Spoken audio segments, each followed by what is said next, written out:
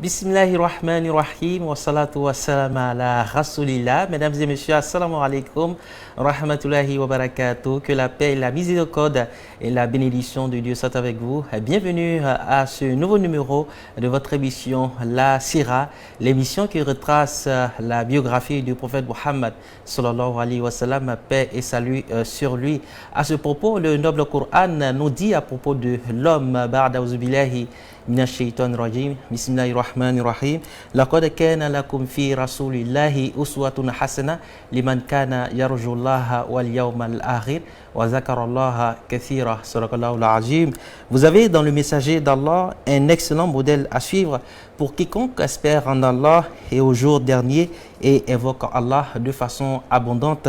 Sourate 33, verset 21. Qui était Muhammad? Comment a-t-il vécu? Voilà l'objectif de cette émission. Et comme chaque semaine, nous recevons avec beaucoup de plaisir Cheikh Ahmed Tidiane Diabaté, imam à la grande mosquée d'Abobo. Cheikh, assalamu alaikum. Wa alaikum salam wa rahmatullahi wa barakatuh. Bienvenue encore une fois. C'est bon. Alors, je rappelle que Cheikh Tidiane Diabaté est guide spirituel de la Tariqa Ahlul Bayt, écrivain, auteur de 3 ouvrages, l'ablution, l'azan et la prière dans leur dimension spirituelle, la dimension de l'âme en islam, la prophétie et la sainteté. Alors, Cheikh, dans ce 11e numéro de la Sira, nous parlons de Muhammad et l'émigration en Abyssinie. Mais avant d'aborder ce sujet très important, nous allons quand même rappeler la semaine dernière le 10e numéro, c'est-à-dire l'adversité à la Mecque. اللهم صل على من ختمت به الرسالة وأيدته بالنصر والكوثر والشفاعة وعلى آله حق قدره ومقداره العظيم سبحان ربك رب العزة عما يصفون وسلام على المرسلين والحمد لله رب العالمين. Merci, chers frères. Il faut dire que l'islam a commencé dans une épreuve très très douloureuse. Le prophète Mohammed, quand il était seul, quand il était avec sa famille et lorsqu'il a commencé à partager ce message-là avec ses amis, les Mecquois, ça a été des moments très difficiles. À tel enseigne que Sayyidina Omar, il y avait un disciple qu'on appelait Khabab ibn al-Aqt. Un jour, dans ces moments difficiles-là, les Mecquois ont mis une pierre dans le feu. Alors, lorsque la pierre a rougi, ils ont dit à Khabab de se coucher sur la pierre. Donc, ça avait fait une trace sur son dos. Et Sayyidina Omar, lorsque l'islam a eu sa gloire, Sayyidina Omar disait souvent à Khabab, enlève ton boubou, je veux voir le signe que les mécréants t'ont posé, et ce signe-là sera un témoin pour toi le jour de la résurrection. Donc ça a été des moments très difficiles. Très difficiles. Et justement, en parlant de difficultés, il y a cette première immigration vers Abyssinie. Pourquoi immigrer vers Abyssinie? Alhamdulillah Rabbil Alamin, il faut souligner d'abord qu'immigrer, c'est protéger sa foi, c'est préserver sa religion, et aussi se donner la liberté d'adorer Allah là où on peut l'adorer de façon aisée.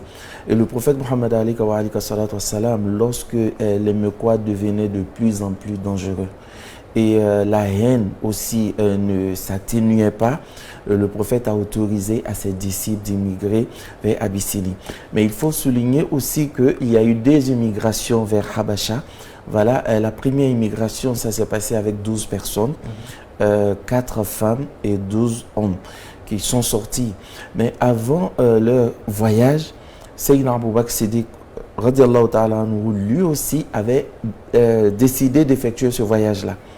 Mais lorsqu'il est arrivé à un endroit qu'on appelle Barqul Ramad, il a croisé un homme qui était un chef aussi, qu'on appelle Ibn Dirina, qui a dit à Abu Bakr, mais où est-ce que tu vas? Il dit, non, je vais vers Abyssinie. Il dit à Abu Bakr, quelqu'un de ton rang ne quitte pas son pays. Toi, tu ne dois pas sortir parce que les pauvres ont besoin de toi, les nécessités ont besoin de toi. Entre parenthèses, pour dire, Abu Bakr, étant musulman, avait pitié des pauvres non musulmans. Il est venu en aide. Et Ibn Dirina se retourne avec Abu Bakr vers la Mecque. Quand ils arrivent à la Kaaba, ils ont fait la circumambulation 7 fois pour dire que ça se faisait avant l'islam. Et les chefs Mekwa sont venus vers Ibn Dirina et lui ont demandé, mais qu'est-ce que tu nous demandes? Parce que lorsqu'on faisait cela, ça veut dire qu'on veut réclamer quelque chose ou annoncer une nouvelle. Il dit non, je voudrais qu'Abou Bakr Siddiq soit sous ma tutelle. Il va rester ici, vivre son islamité, mais rien ne doit lui arriver. Les Mekwa ont accepté, mais à une seule condition, qu'ils ne veulent pas entendre Abou Bakr réciter le Coran. Donc il était obligé de rester dans sa maison. Il a fait un endroit dans sa maison où il faisait ses prières, mais il récitait le Coran. Comme c'était quelqu'un qui pleurait beaucoup, on l'entendait réciter le Coran et pleurer. Donc ils sont revenus encore voir Ibn Dirina pour dire non, dis à Abou Bakr qu'on ne veut même pas l'entendre réciter le Coran. C'est pour dire, chers frères, que quand on voit l'islam aujourd'hui, quand on voit la Mecque, où on entend le Coran un peu partout, ça n'a pas commencé comme cela. Et il est allé voir, exactement, il est allé voir Abou Bakr, et Abou Bakr lui dit, je préfère te faire une autre proposition, je me retire de ta tutelle et je reste sous la tutelle d'Allah subhanahu wa ta'ala. Alors Ibn Dirina est allé dire aux mécréants, Abou Bakr n'est plus sous ma tutelle, donc vous pouvez faire d'Abou Bakr ce que vous voulez. C'est tout cela qui a provoqué un peu cette immigration, parce que leur vie était en danger. Exactement. Et donc, ceux qui devraient partir, il y avait Ousmane ibn Affan qui est sorti avec son épouse, Ruqayya, la fille du prophète Mohammed. Il y avait aussi Abu Huzaifa qui est sorti avec son épouse qu'on appelait Sahala bint Suhayla. Et il y avait aussi Abu Salama qui est sorti avec son épouse qu'on appelle Salama, on l'appelle Hind. Il y avait Amir ibn Rabi'a qui est sorti avec son épouse qu'on appelle Leila. Donc c'était ces 4 personnes qui sont sorties avec leur épouse. Et il y avait 8 autres qui sont sortis seuls. Il y avait Zubayr ibn al-Awam, Mas'ab ibn Umair, Abdurrahman ibn Auf, Ousmane ibn Maz'oun, Abu Sabra, et Hatib ibn Amir, et Sohail ibn Wahab, et Abdullah ibn Mas'oud. Ce sont les premiers fidèles. Les premiers fidèles à sortir et à effectuer cette immigration pour aller en Abyssinie. Abyssinie, c'est quelle destination? Habasha, Éthiopie. Mais il faut aussi souligner que les Éthiopiens ne parlaient pas l'arabe. C'était des Noirs. Mais pourquoi le prophète Mohammed a choisi cet endroit? Il a d'abord dit qu'il y a un roi là-bas, mais c'est un roi juste, qui dit la vérité, qui aime la vérité, qui œuvre pour la vérité. Mais c'était des guerriers. Lorsque quelqu'un venait se confier à eux, quand ils protégeaient la personne, personne n'osait s'attaquer à ces personnes-là. Mais il faut aussi dire que ce voyage-là a été un voyage discret. Et ils sont rentrés aussi en Abyssinie de façon inaperçue. Personne ne savait qu'ils étaient là, mais ils vivaient leur foi. C'était dans la clandestinité. C'était dans la clandestinité, exactement. Et jusqu'à ce que le prophète Mohammed un jour, comme c'était dans ses habitudes, récitait le Coran devant la Kaaba. Mais c'était Surat Najm, Surat 53, Surat l'étoile. Et les Mekwa, ils étaient autour du prophète, qui n'étaient pas des musulmans, mais qui écoutaient le Coran. Parce que c'est la parole divine. Ils étaient convaincus que ça ne pouvait pas être la parole d'un être humain, mais le cœur refusait d'y adhérer. Et le prophète, lorsqu'il est arrivé au nom des idoles, il a dit « Afara'aytumul lata wal uzza wa manata thalithata al-ukhra alakumul dhakaru wa lahul untha tilka idhan qismatun diza » Donc il a commencé à parler de ces idoles-là, dont les Mekwa, ils étaient très heureux d'entendre le prophète parler des idoles. Et il y a aussi une partie de l'histoire qui n'est pas authentique, malheureusement, où on souligne que le prophète récitait le Coran et les Mekwa ont entendu que le prophète a dit « Tilkal gharani qul ula wa inna shafa'atahum la turtaja » Voilà, ce sont ces idoles-là qui sont comme des oiseaux, qui sont en hauteur, c'est-à-dire des oiseaux très élevés, et nous espérons les intercessions le jour de la résurrection. Donc ils étaient heureux de voir le prophète faire les éloges des idoles. Et lorsque le prophète a fini cette sourate en disant « Fasjudu lillahi wa abudu » prosternez-vous pour Allah et adorez Allah, ils se sont tous prosternés avec le prophète. Donc les disciples qui étaient déjà en Abyssinie ont entendu cette nouvelle en disant que les Qurayshis se sont prosternés avec le prophète, donc ils sont tous devenus des musulmans. Pourtant, c'était des fausses rumeurs. Ils ont décidé de revenir à la Mecque. Parce que là, ils se sentaient maintenant en sécurité. Et quand ils sont arrivés à la Mecque, ils se sont rendus compte que ce n'était pas vrai.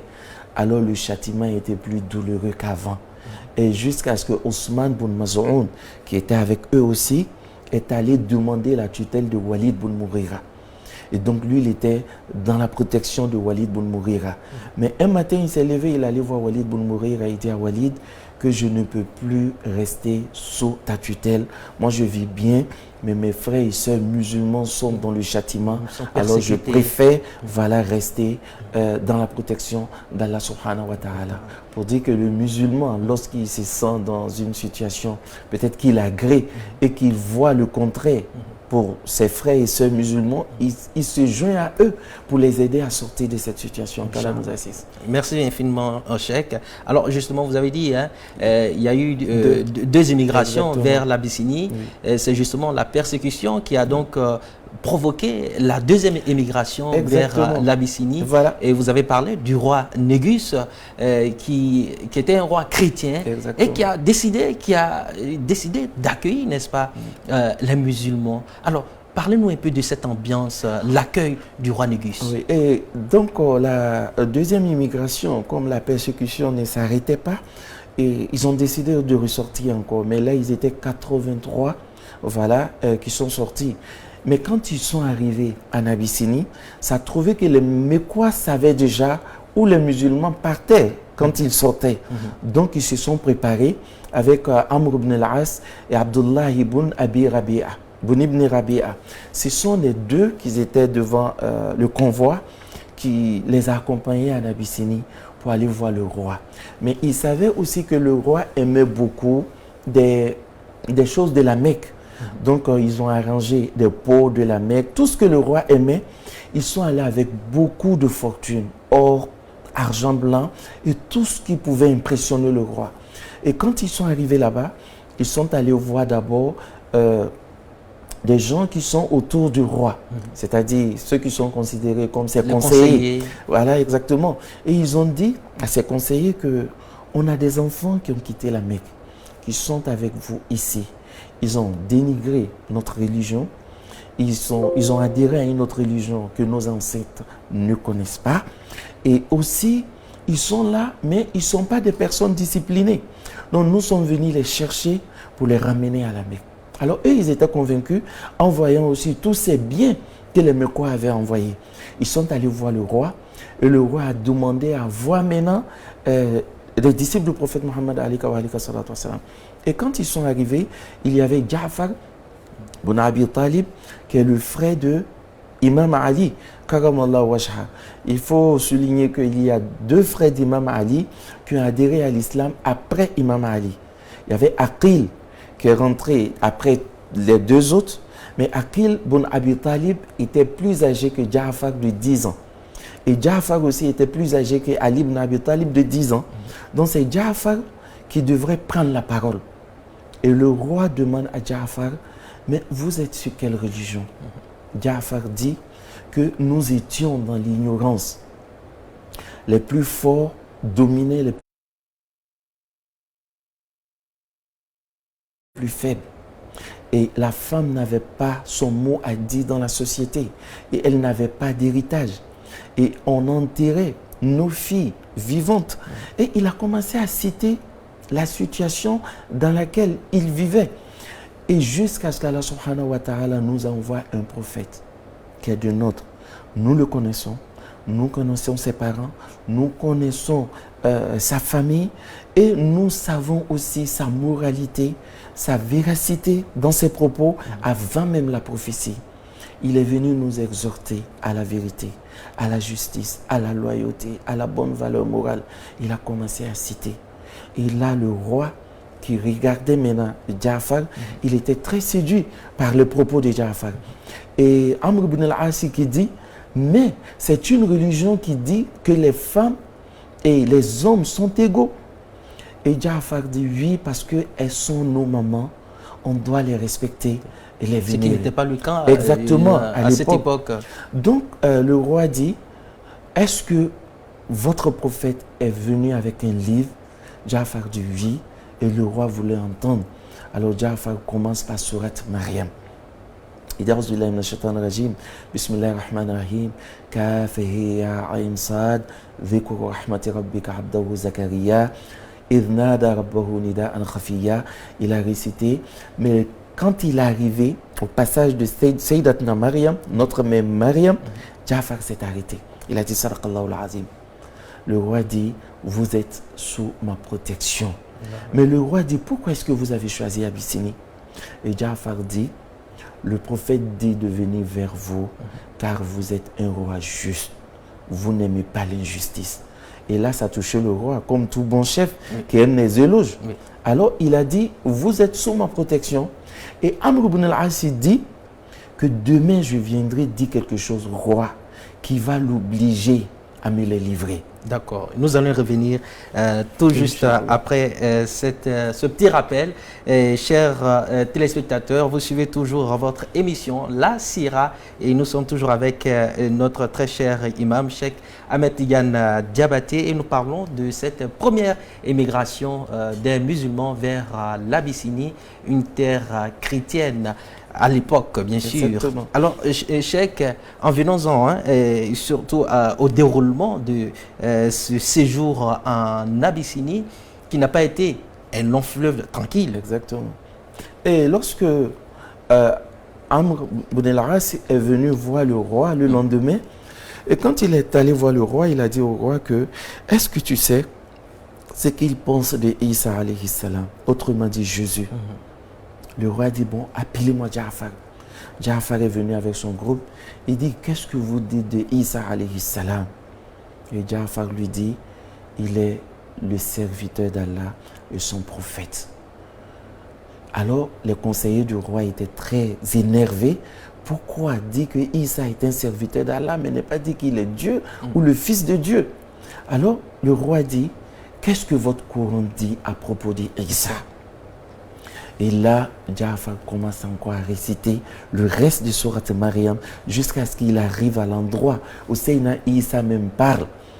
Lorsque Sayyidatna Maryam est venue avec Isa, Sayyidina Isa, فَأَتَتْ بِهِ قَوْمَهَا تَحْمِلُ قالوا يا مريم لقد جئت شيئا فريا يا أخت هارون ما كان أبوك امرأ سوء وما كانت أمك بغيا فأشارت إليه قالوا كيف نكلم من كان في المهد صبيا قال إني عبد الله آتاني الكتاب وجعلني نبيا وجعلني مباركا أينما كنت وأوصاني بالصلاة والزكاة ما دمت حيا وبرا بوالدتي ولم يجعلني جبارا شقيا.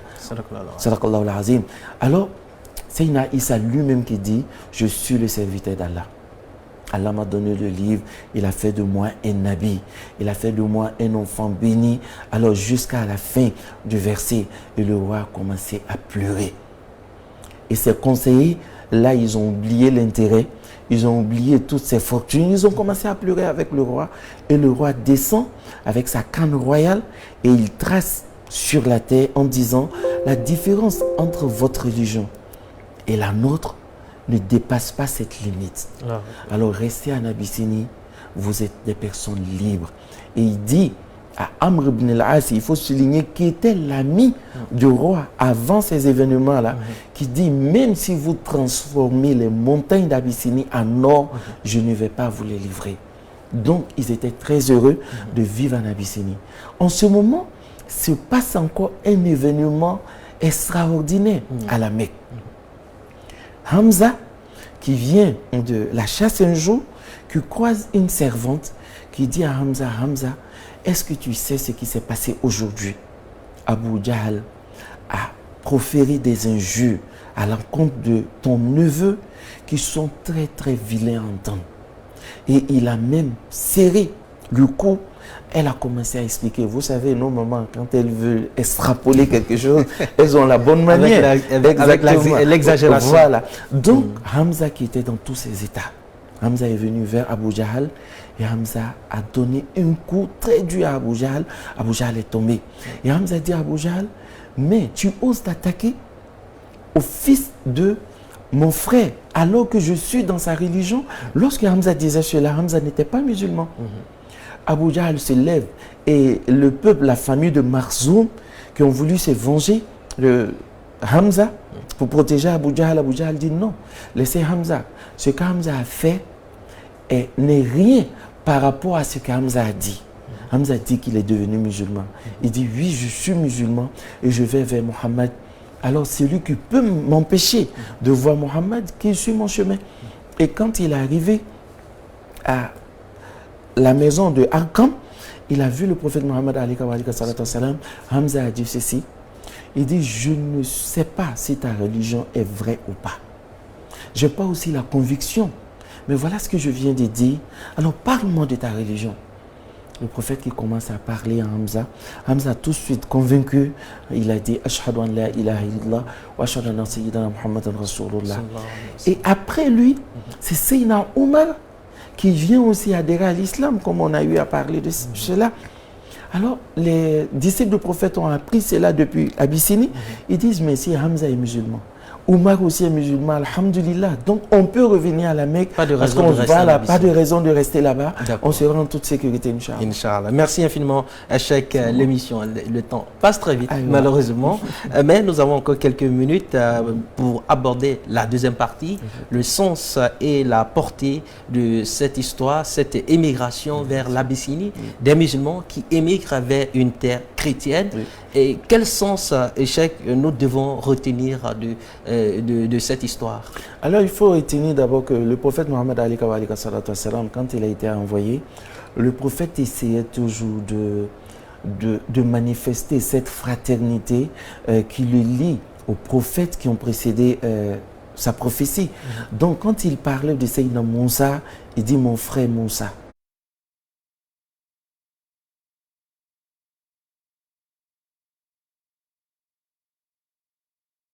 Mon frère Issa, mon frère Youssouf. Et donc, des gens de livre entendaient cela. Donc, il se disait qu'il a beaucoup de respect pour nos prophètes. Parce qu'eux, ils considéraient ces prophètes-là comme des prophètes bibliques, entre guillemets. Et donc, le prophète Mohammed il montrait aussi aux chrétiens qu'ils étaient sur la même voie, même s'ils ne se comprenaient pas sur certaines choses. Et il y avait un grand disciple du prophète Mohammed qui est venu voir le prophète, mais à l'époque, il était un juif qu'on appelait Abdullah ibn Salam. Il est venu voir le prophète, il dit à l'envoyé d'Allah, je viens adhérer à l'islam, mais je préfère rester caché.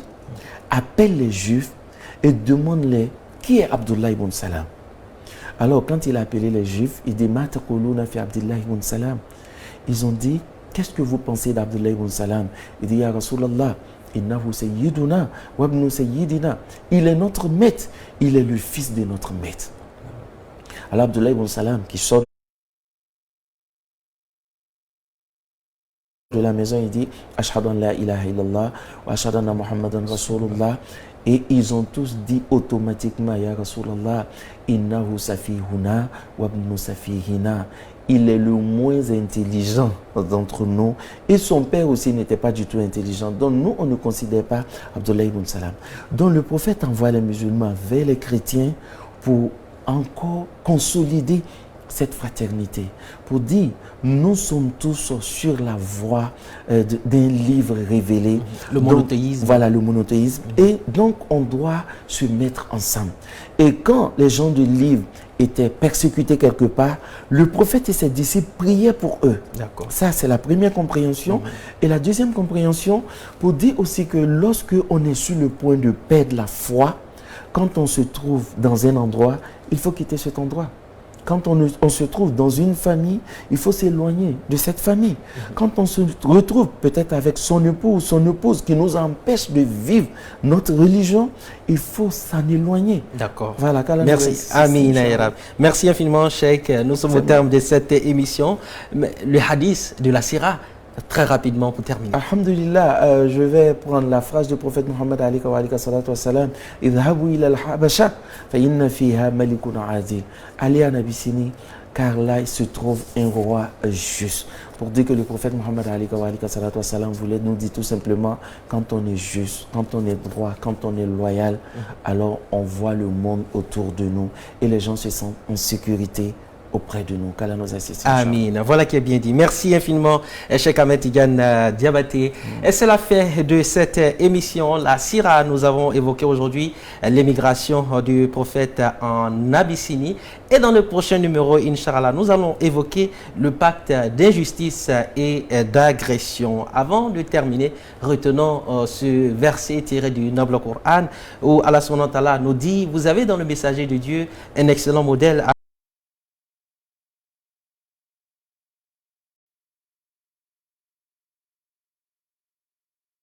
à suivre pour quiconque espère en Allah et jour dernier et invoque Allah de façon abondante. Merci d'avoir suivi cette émission et bonne soirée sur la télévision Al Bayan. Wassalamu alaikum wa rahmatullahi wa barakatuh.